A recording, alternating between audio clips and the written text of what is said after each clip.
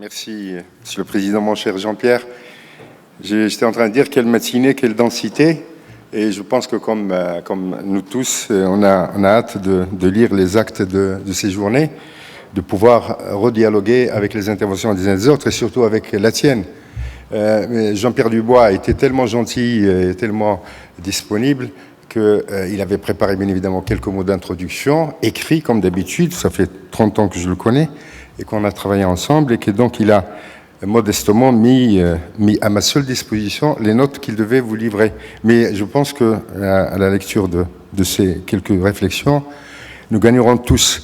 N'étant ni philosophe, ni sociologue, ni spécialiste des sciences politiques, mais plutôt un praticien de l'universel, je me garderai de vous livrer des conclusions, mais plutôt l'écho que les réflexions que j'ai entendues ce matin ont suscité en moi à partir aussi de ma pratique, en fait, de mon usage et de mon rapport aux politiques, puisque c'est un peu l'objectif essentiel de ces journées, c'est d'inventer, de contribuer à réfléchir les conditions d'un nouveau temps du politique.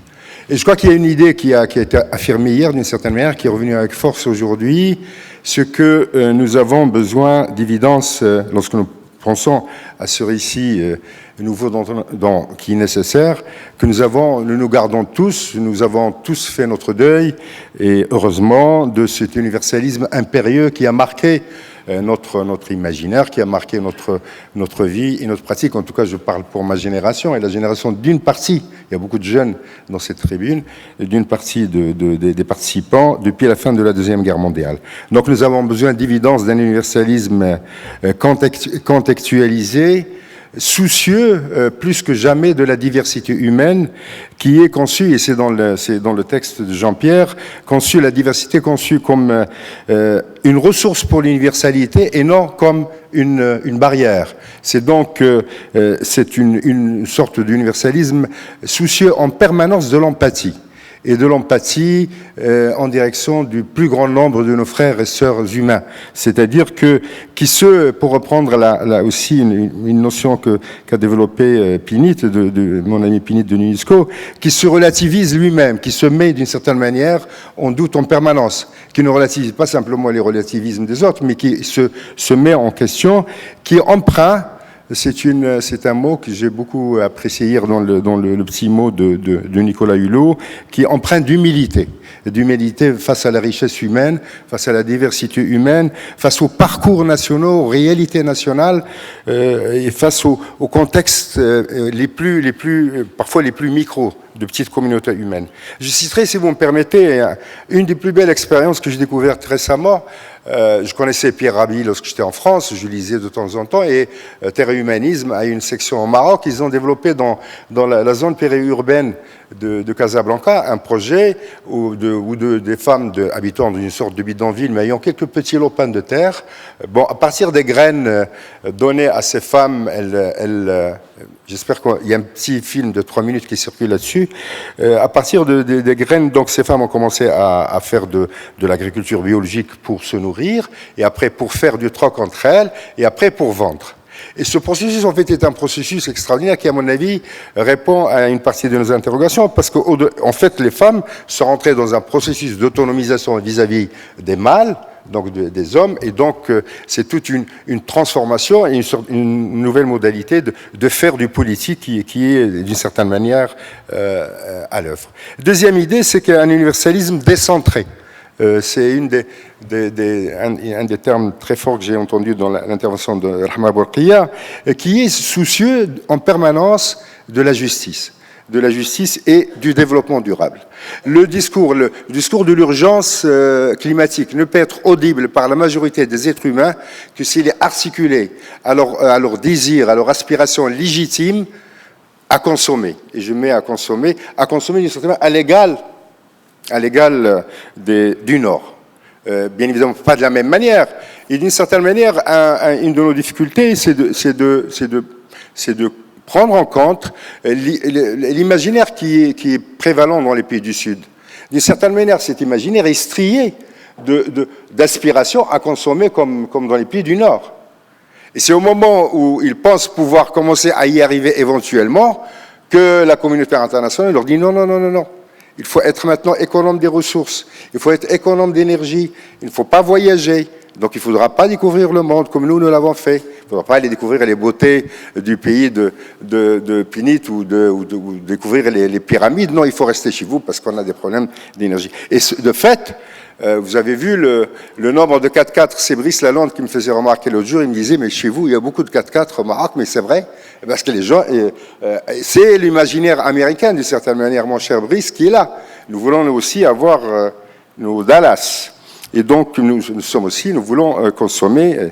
Et donc, la question de ce pacte social planétaire doit être au cœur de la réflexion sur l'urgence climatique. Ce sont tous les Suds, l'ensemble des Suds, parce qu'il n'y a pas qu'un Sud, il y a l'ensemble des Suds qu'il faut essayer de prendre en compte.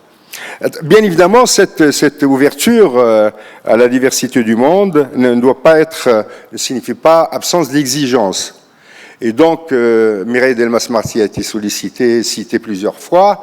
Avec Jean-Pierre et Michel Tubiana, depuis longtemps, nous avions un peu réfléchi à la Ligue française des droits de l'homme et à la Fédération internationale sur ces questions de qu'est-ce que peut être ce socle indérogeable de droit. Quelles sont les composantes qui ne sont pas négociables. Et d'une certaine manière, à mon avis, ce que nous apporte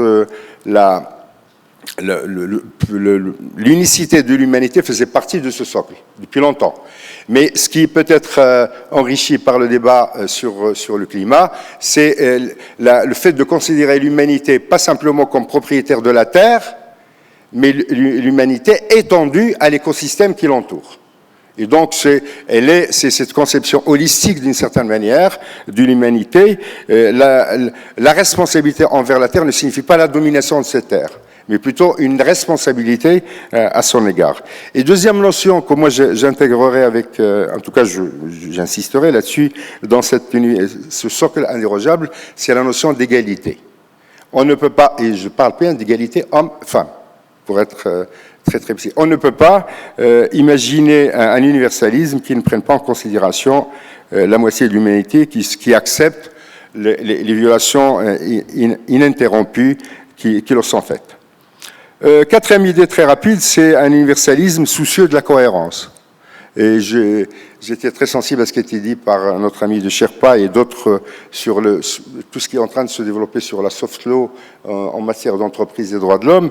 Je crois que nous avons besoin, d'une cohérence entre les feuilles de route de l'action pour l'humanité. Il y a l'humanité, c'est un peu du pragmatisme, mais en même temps c'est assez ambitieux. L'humanité s'est donnée en 2015 les ODD, septembre 2015, les objectifs de développement durable, traversés par l'approche des droits, de l'accord de Paris en décembre, et même en même temps, en juillet 2015, il y a eu un autre moment, qui, en tout cas de mon point de vue, qui est important, qui est celui du déclenchement des négociations entre États au Conseil des droits de l'homme de Genève pour un traité international contraignant sur entreprise et droits de l'homme. J'ai l'honneur de présider le Conseil national des droits de l'homme du Royaume du Maroc, et qui représente l'ensemble des institutions nationales des droits de l'homme dans ces négociations. Mais il s'agit là d'une feuille qui permettrait, moi je pense que par exemple les principes volontaires qui se développent ne sont pas simplement de la poudre aux yeux. Nous voyons bien qu'ils non seulement ils peuvent être des outils pour l'action, mais qu'ils ont dans un certain nombre de situations des conséquences immédiates.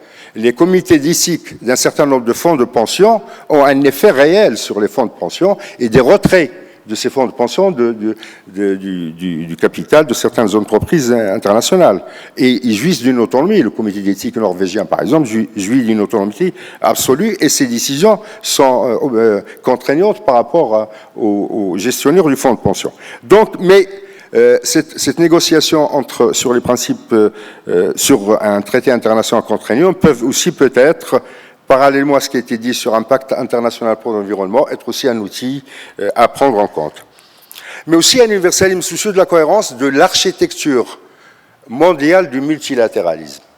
Le multilatéralisme qui s'est développé depuis la Deuxième Guerre mondiale a développé toute une série d'instances, l'UNESCO en étant une, mais il y en a dizaines et dizaines aujourd'hui, dans ce petit programme des Nations Unies de l'environnement qui est un acteur essentiel et qui a été d'une grande inspiration en ce qui me concerne. Mais Cette architecture mondiale reste tout de même un peu, non seulement boiteuse, mais pose problème à un certain nombre. Donc est-ce qu'il faut, d'une certaine manière, la revisiter? Et cela veut dire qu'une réflexion qui a eu cours il y a une quinzaine d'années sur le système des Nations Unies, et qui s'est arrêtée, me semble-t-il, sur la réforme du système des Nations Unies, est à reprendre comme chantier.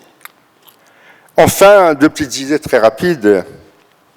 Nous avons besoin d'évidence d'un universalisme soucieux de l'inclusion de tous les acteurs et soucieux d'une réflexion sur les espaces de délibération à tous les niveaux.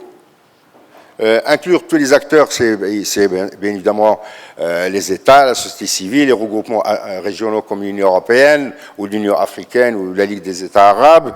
C'est comment, au niveau de chaque pays, élargir les modalités des espaces de délibération, inclure le maximum d'acteurs, mais c'est aussi comment réfléchir sur l'empowerment je suis désolé, hein, souvent, j'arrive pas à trouver le mot en français pour dire empowerment.